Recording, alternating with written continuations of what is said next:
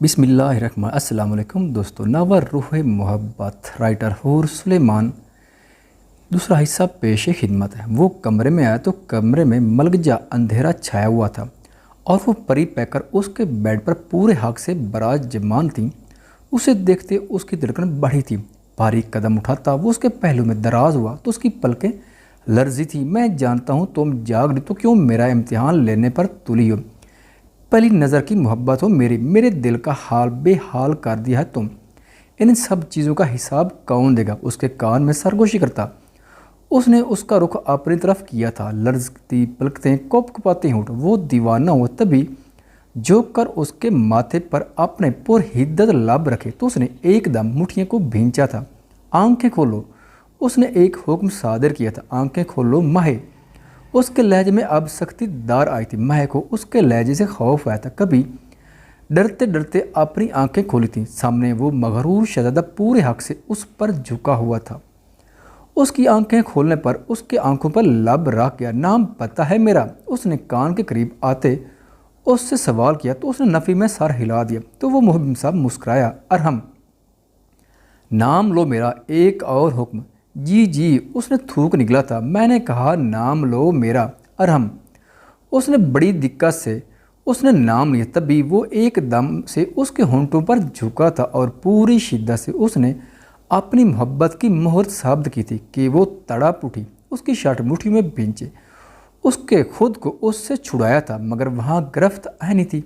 उसके होंठों को आज़ादी देता अब वो उसकी गर्दन पर झुका था। आहिस्ता आहिस्ता वो उस पर पूरा काबिज हुआ था और उस पर अपनी गिरफ्त तंग कर गया था कि वो मफामत में भी ना कर सकी। लम्बा लम्बा गुजरती रात उसके जुनून को पागलपन में बदल रही थी और वह मोमी गुड़िया तकलीफ से बेहाल होती खुद को उसके रहम करम पर छुड़े बेड शीट को मुट्ठी में भेज गई। सुबह उसकी आंख मोबाइल की बेल पर खुली थी। मुंदी मुंदी आंखें खोले उसने टाइम देखा जहां सुबह के 11 बज रहे थे और फिर एक नज़र अपने पहलू पे बिखरी बिखरी सी उसकी शर्ट पहने सोए माहे पर पड़ी तो वो उस पर झुक कर उसका माथा चुमता उठ बैठा जबकि मोबाइल की आवाज़ उसकी नींद भी खुली थी। रात आराम की सरगोशियाँ उसकी मोहब्बत का एहसास दिलाना वो समझ ही नहीं पा रही कि क्या ऐसा भी होता है। आराम ने अपनी कमर पर उसकी नज़रों की तपिश महसूस की तो मुस्कुराया और अपना रुख उसकी तरफ किया। उठ गई मेरी जान। उसके बाल हाथों से संवारता वो प्यार से बोला तो सर असबात में हिला गई। मुझे माफ़ी मांगनी चाहिए तुमसे मगर मैं क्या करूं। मैं तो शायद तुमसे बात करता मगर तुम्हारी शादी का पता चला तो मुझे ये इंतहाई कदम उठाना पड़ा। मैं जानता हूं तुम इस सब से खुश नहीं थी जब भी ये किया। क्या मुझे माफ़ी? कैसी बातें कर रही हैं आप। मुझसे माफ़ी मत मांगे। आपने तो मुझे उस जहन्नम से आज़ादी दिलवाई। आप तो मेरे मोहसिन है, मसीह है। मैं आपकी शुक्रगुजार हूँ और आप कोई अजनबी नहीं है। मैं जानती हूँ आपको उस दिन बारिश में भी आपको पहचान गई थी मगर उस वक्त मैं बहुत डरी हुई थी। उसका हाथ थामे वो उस पर अपनी मोहब्बत आश्कार कर गई। वो उसे अक्सर अखबार और रसायल में देखती थी। वो उसका क्रोश था। उनसी पहली मुलाकात जैसी थी। वो बेहद परेशान और डरी हुई थी। मुझे अच्छा लगा तुमने सच बोला। मुझे सच बोलने वाले पसंद हैं। झूठ से सख्त नफरत है मुझे। उसके गाल सलाता वो मुस्कुरा कर बोला था अब रेडी हो जाओ फिर मुझे नीचे मिलो। उसे बोलता वो फ्रेश होने चला गया जबकि वो हैरान सी उसे देखने कितना अजीब रवैया था उसका मगर उसके पास कोई ऑप्शन नहीं था कि यहाँ से अब कहीं और जाए। उसे ये रास्ता निभाना था हर हाल में। वो नीचे आई तो डाइनिंग टेबल पर बैठा उसी का वेट कर रहा था। उसके दिए लिबास में वो दमकती शहजादी लग रही थी। आराम ने हाथ बढ़ाकर उसे अपने पास बिठाया तो झुझकती बैठ गई। इतने लवाजमात उसने अपनी ज़िंदगी में कभी नहीं देखे थे जितने इस वक्त उस टेबल पर मौजूद थे। वो एक एक करके उसे पता नहीं क्या क्या सर्व कर रहा था। उसके चेहरे की चमक ही अनोखी थी। मैंने पहली बार उसे मुस्कुराते देखा था। वो मुस्कुराते हुए कितना प्यारा लगता था। माह के हाथ गैर इरादी तौर पर उसके गाल पर गया था। उसने चौंक कर उसे देखा तो वो झींप कर हाथ हटाने लगी मगर वो उसका हाथ थमता लबों से लगा गया तो वो शर्मा गई। तभी मुलाजिम के आने पर उसने अपना हाथ उसकी गिरफ्त से निकाला तो अरहम के माथे पर शिकनों का जाल बना था। एकदम उसका मुंह अपने हाथ में दबोचे वो भड़का था। आइंदा मेरा हाथ झटकने की गलती मत करना।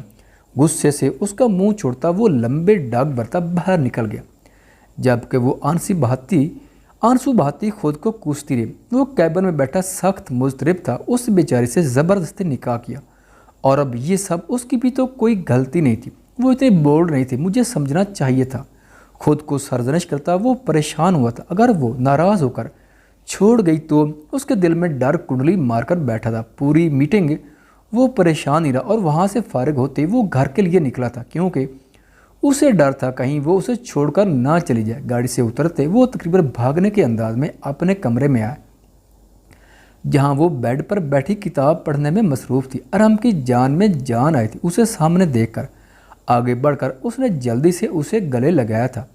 उसके गाल चुमे थे। वो तो उस अचानक उस्ताद पर बौखला गई थी, मगर इतनी हिम्मत कहाँ से लाती कि उसे खुद से अलग कर सके। बस उसका लमस जा बजा अपने चेहरे पर महसूस करने लगी। जो दीवाना वार उस पर झुका उसे चूमने में मसरूफ़ था। पूरा वक्त वो खुद सुकून से रहा था, ना उसे रहने दिया था।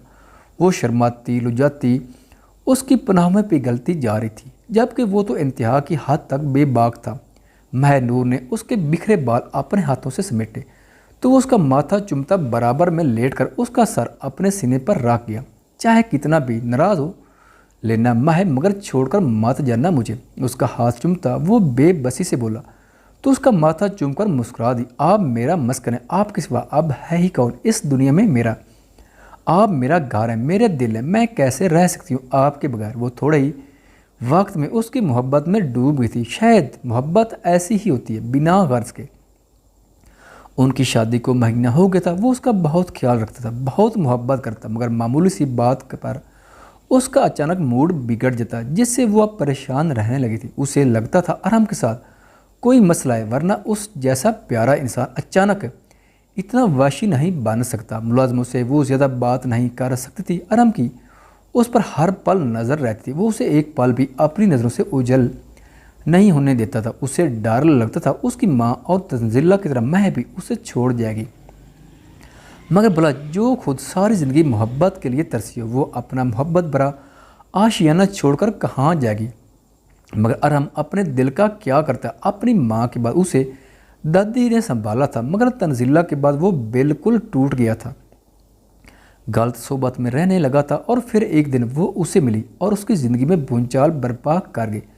वो पहली नज़र की मोहब्बत का शिकार हुआ था। वो उसे हासिल करना चाहता था, मगर उसकी शादी का सुनकर वो अपने काबू में ही कहाँ रहा था। भला उसे जो ठीक लगा उसने किया। वो अब महक को होने का नहीं सोच सकता। उसने तो ये भी नहीं सोचा कि महक क्या चाहती है। वो खुद गर्ज बन गया था। वो मोहब्बत का मारा था, उसे मोहब्बत से ही सुधारा जा सकता था। महक हर मुमकिन उसका ख्याल रखती थी, मगर कभी कभी वो उसकी एक गलती की भी उसे काफ़ी बारी सजा देता और फिर उसे खोने के डर से पागलों की तरह उस पर अपनी मोहब्बत की बारिश करता था। वो नॉर्मल बिहेव नहीं करता था। वो एक काबिल बिजनेसमैन अंदर से मुकम्मल ख़त्म हो चुका था।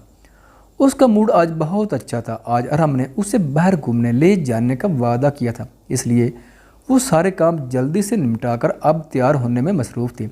जब से वो आई थी अरहम के काम उसने अपने ज़िम्मे लिए हुए थे। उससे अच्छे से तैयार होकर उसने एक नज़र आईने में खुद को देखा तो खुद ही शर्मा गई। कितनी प्यारी हो गई थी वो। काले रंग की कामदार फिराक, हल्का मेकअप, डायमंड ज्वेलरी जो अरहम ने उसे दिलाई थी, वो कहाँ सोच सकती इस सब के बारे में। ऊपर से अरहम की मोहब्बत ने एक अलग ही रंग चढ़ाया था। वो कमरे में आया तो उसे यूं खुद को देखते पाकर उसे अपने हिसार में कैद किया तो वो बेसख्ता मुस्कुरा दी। अब हम मुकम्मल हुए। उसके हाथ पर अपना हाथ जमाती वो आहिस्ता से बोली तो वो झुक कर उसकी कान की लौ चूम गया।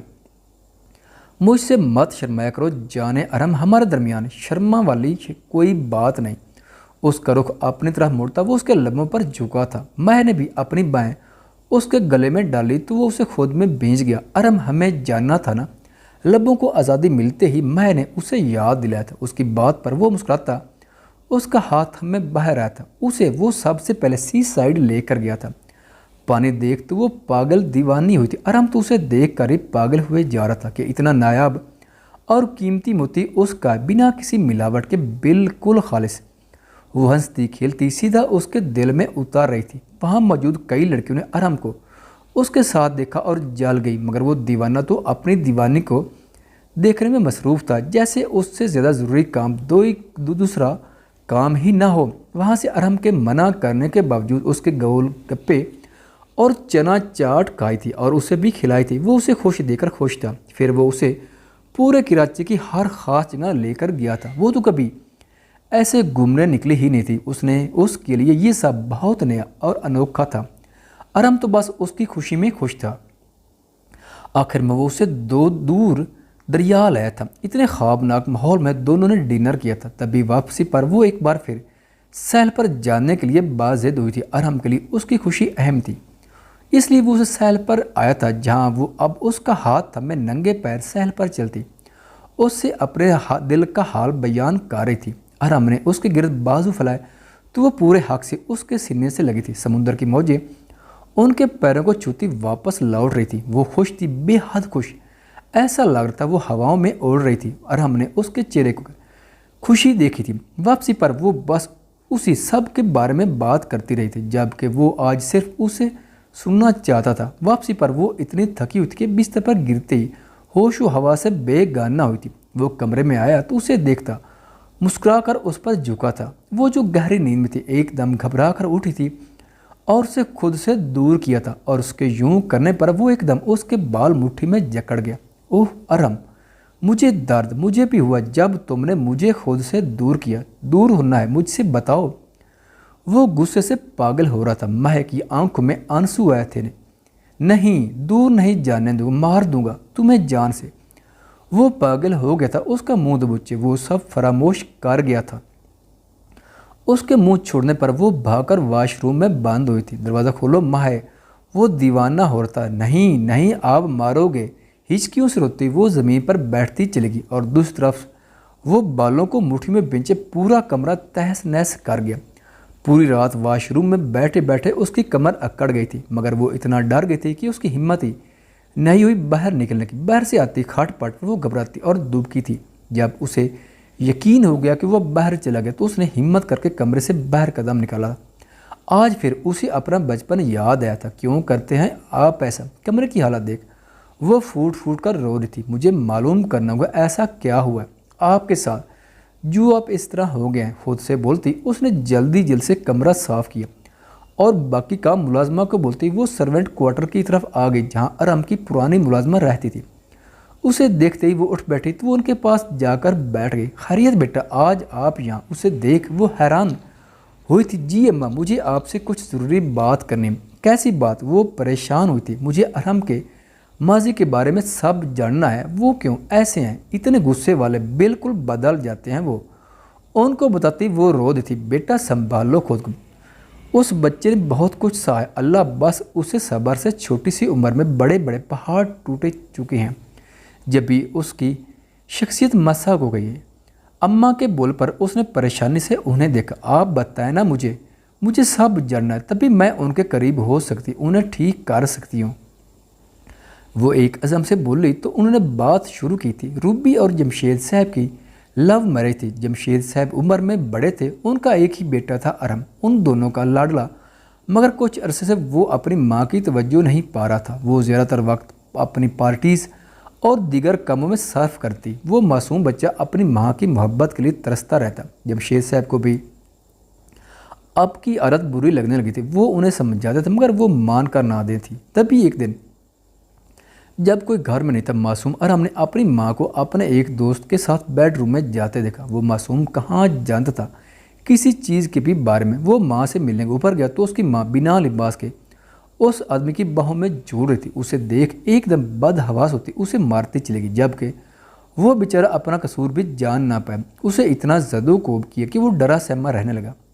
اس کی شخصیت متاثر ہوتی۔ روبی بیگم کا جب دل کرتا اسے مارتی، اور جب یہ بات جمشید صاحب کو پتہ چلی وہ اپنا کنٹرول کھو بیٹھے۔ ان دنوں میں طلاق ہوئی تو جمشید صاحب بالکل خاموش ہو گئے اور ایک دن چپکے سے آنکھیں موند لیں۔ اس معصوم کی ذمہ داری اس کی دادی نے سنبھال لی، مگر جیسے جیسے وہ بڑا ہوتا جا رہا تھا تلخی اس کے اندر بڑھتی جا رہی تھی۔ انہوں نے اسے بہت سنبھال کر رکھا تھا، مگر وہ لڑکا تھا، بری صحبت کا شکار ہوا۔ اپنی ماں کا کیا اسے یاد آتا تو وہ یوں ہی پاگل ہو جاتا۔